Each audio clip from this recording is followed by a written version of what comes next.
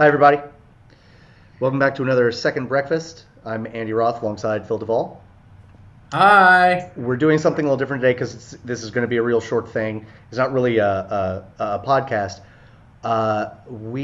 Because of the vagaries of the Netflix shipping system, we were supposed to have a Mel Gibson movie for you today, Summer City. We don't have it yet. We will next Wednesday. Yes. We promise.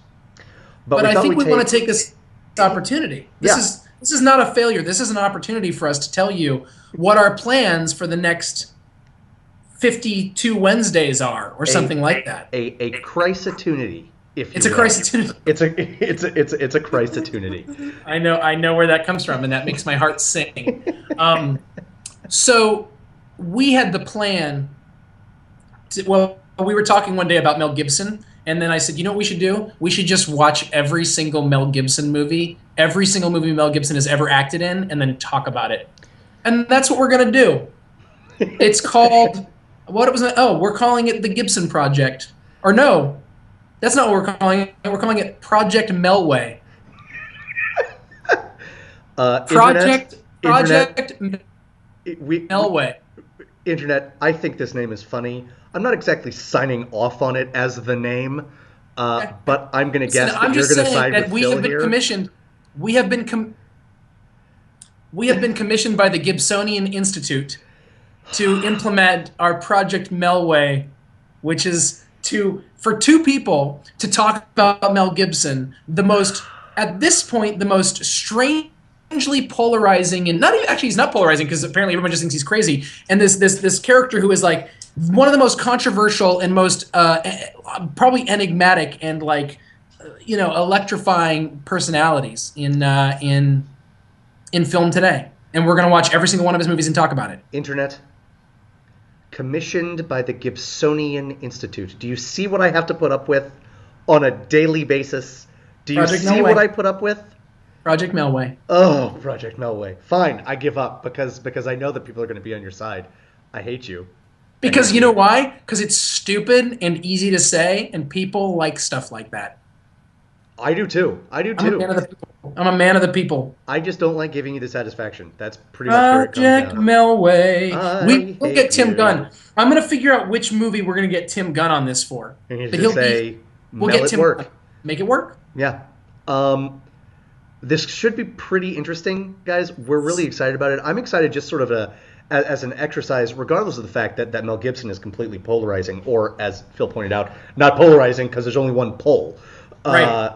But it should be really interesting, and just to sort of delve into how an actor grows and changes, or doesn't grow and doesn't change, as the case may be, over his career. But I'll be honest, I've looked at his filmography, and I'm pretty excited because there really aren't that many duds. I mean, other actors we've talked about who, for the time being, will remain nameless because we might do them in the future. Significantly higher percentage of duds, way higher dud rate. Yes. Mel Gibson.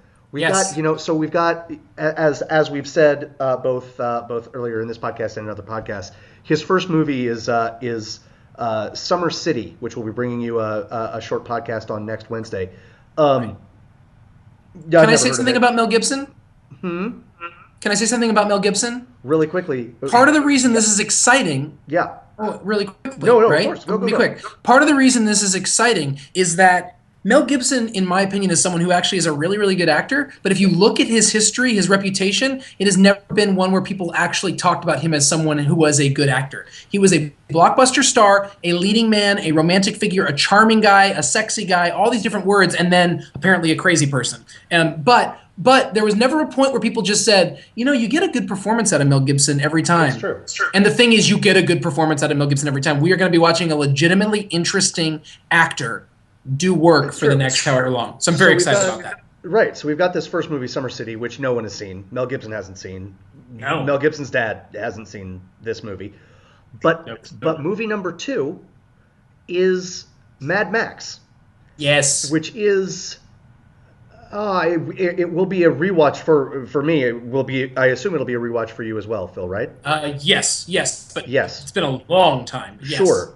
And then if not immediately after Mad Max, shortly thereafter, the second Mad Max movie, The Road Warrior, which I've actually seen a bunch more times. It's a significantly better movie. As great as I think Mad Max is, The Road Warrior is truly, it's on the short list of greatest like post-apocalyptic movies of all time. It's so good and shot over 30 years ago, I think, or certainly around 30 years ago.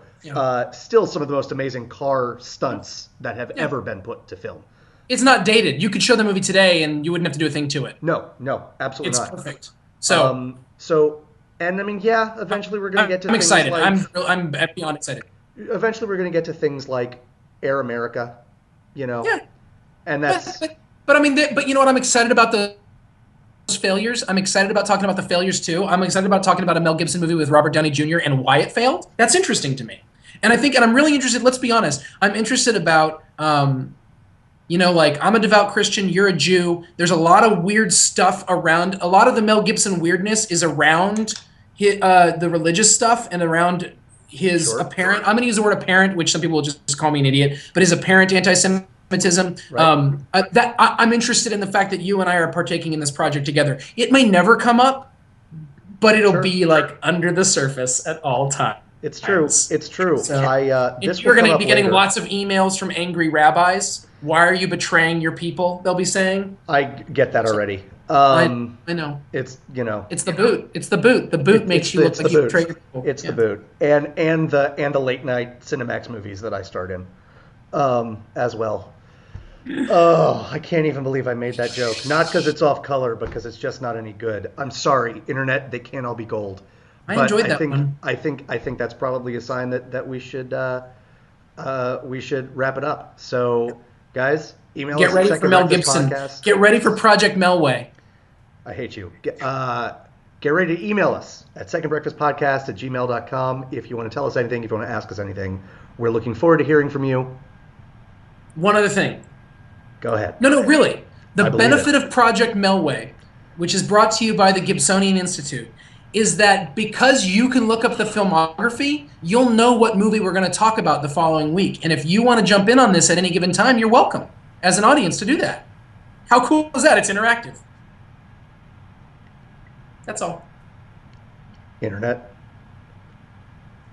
I'm going to give Phil a pass on this because he actually said something useful. Thank you. But in my heart of hearts, I think that the useful thing he said was a side effect to just saying Project Melway and the Gibsonian Institute on the air again. I hate him so much. I was just trying to make it work. Oh my God. You are the worst person I know. You're the worst person I know, and I'm hanging up on you. Goodbye, everybody. We'll see you again real soon.